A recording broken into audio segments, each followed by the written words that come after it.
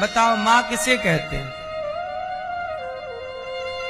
जो केवल अपने बच्चों पे ममता रखे, दूसरे के बच्चों को मरवा दे,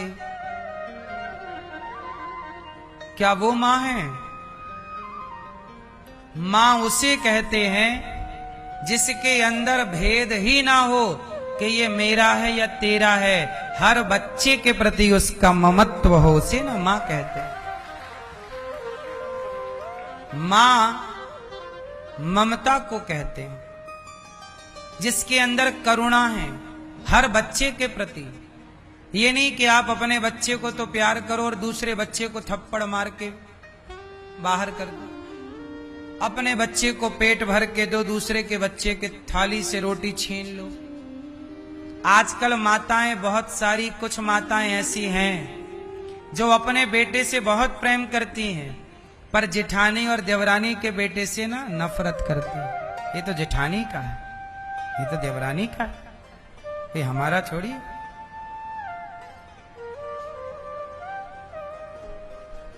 अपने जेठानी और देवरानी के बच्चे के प्रति घृणा है। अपने बेटे को दूध देगी तो मलाई डाल के देगी, और जेठानी के बेटे को देगी तो उससे मलाई हटा के देगी, मेरे बेटे की गिलास में जाना चाहिए। स्त्रियों के अंदर भी, कुछ स्त्रियों के अंदर कपट तो होता है। बोलो हाँ। ये स्त्रियां घर बैठे ही बेचारी पाप कमाती रहती हैं, कपट कर करके। अब जरा सी मलाई से कौन सा तुम्हारा बच्चा ताकतवर हो जाएगा कि बिना मलाई के तुम्हारी जेठानी का बेटा कौन सा कमजोर होगा? होना कुछ नहीं उस मलाई से, लेकिन वो मलाई ये बता रही है कि आपके मन में कपट तो है, और वो कपट जो है वही पाप है, उसी का नाम पाप है। बोलो हाँ। कम से कम बच्चों में तो भेद ना करो। तुम मां हो, तुम्हारे लिए तो सारे बच्चे एक से होने चाहिए, पर कलयुग तो है ही ना। कलयुग का प्रभाव कहां जाएगा?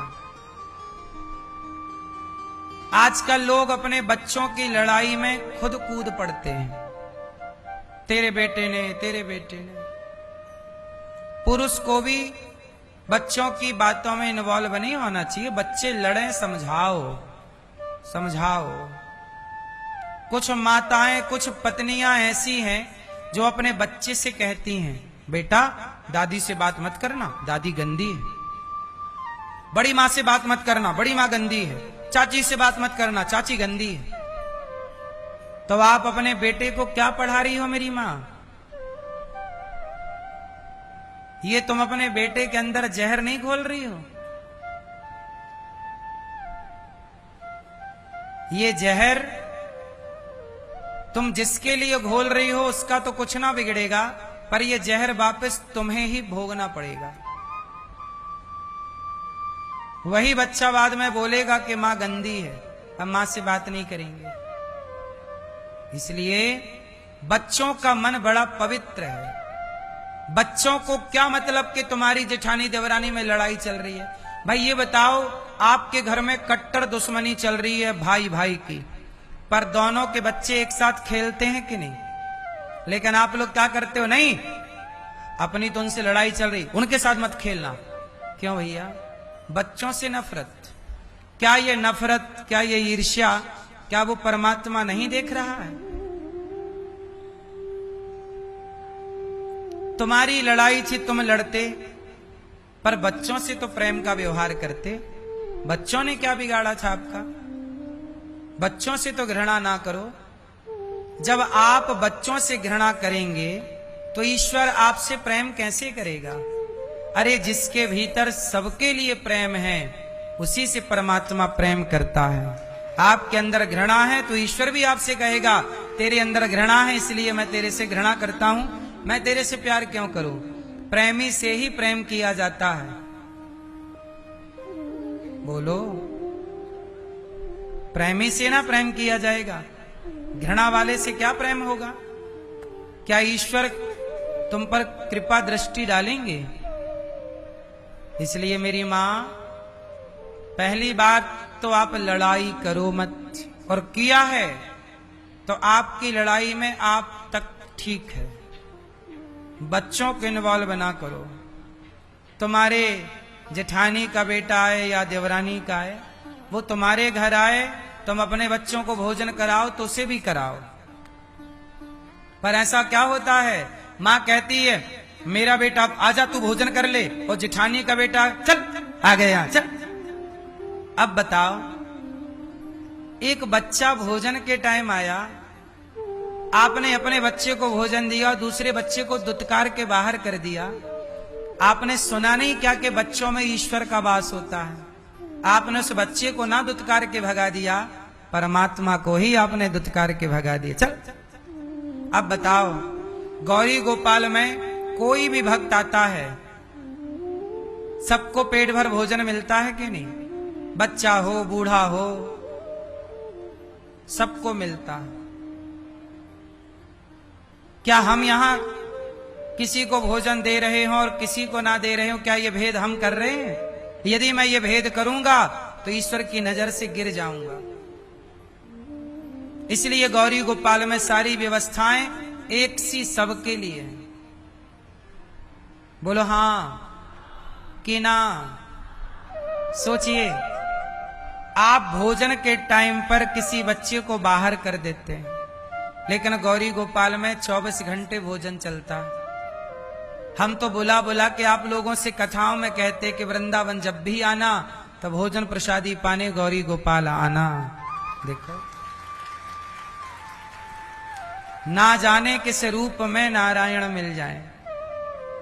आप किसी का पेट कभी नहीं भर सकते मेरी मां, सबके पेट भरने वाले तो परमात्मा है। लेकिन आपने अपने इस व्यवहार से अपने पाप का परिचय दिया है। इससे आपके पाप की वृद्धि होगी, पाप बढ़ेगा कि आपने किसी को भगा दिया। चल, वो किसे भगाया? तुम्हारे अपने परिवार के एक बच्चे को, जो तुम्हारी जेठानी या देवरानी का बेटा था। धर्म तो ये कहता है कि भोजन के समय दुश्मन भी आ जाए तो हाथ जोड़ के कहो भैया आओ भोजन कर लीजिए, भैया आइए प्रसाद पा लीजिए। बोलो हां।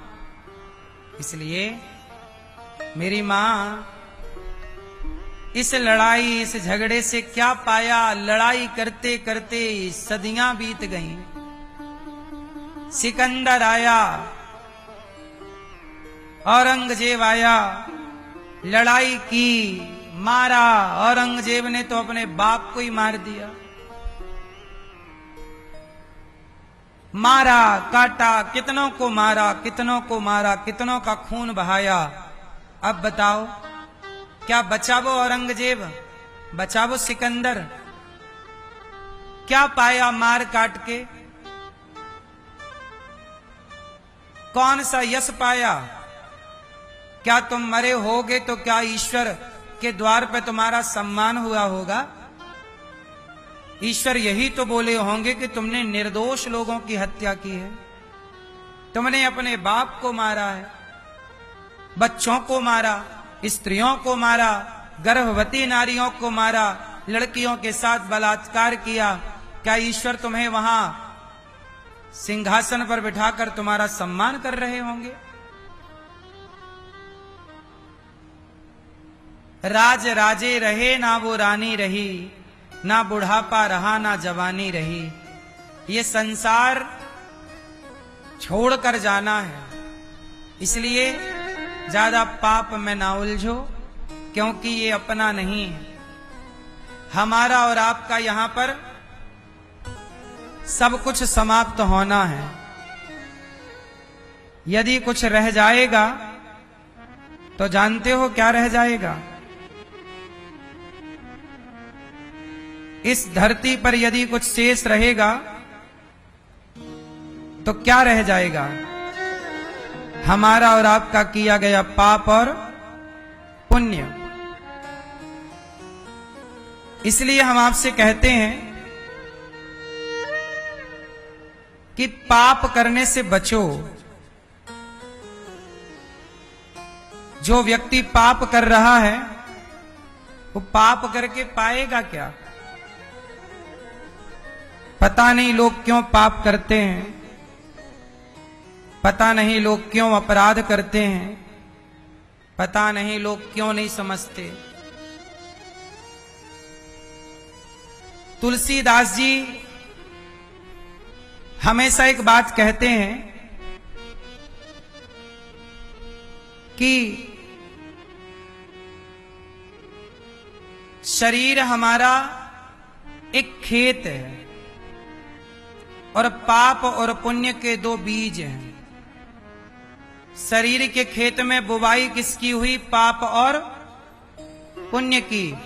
शरीर हमारा खेत है और पाप पुण्य की बुवाई हम स्वयं कर रहे हैं।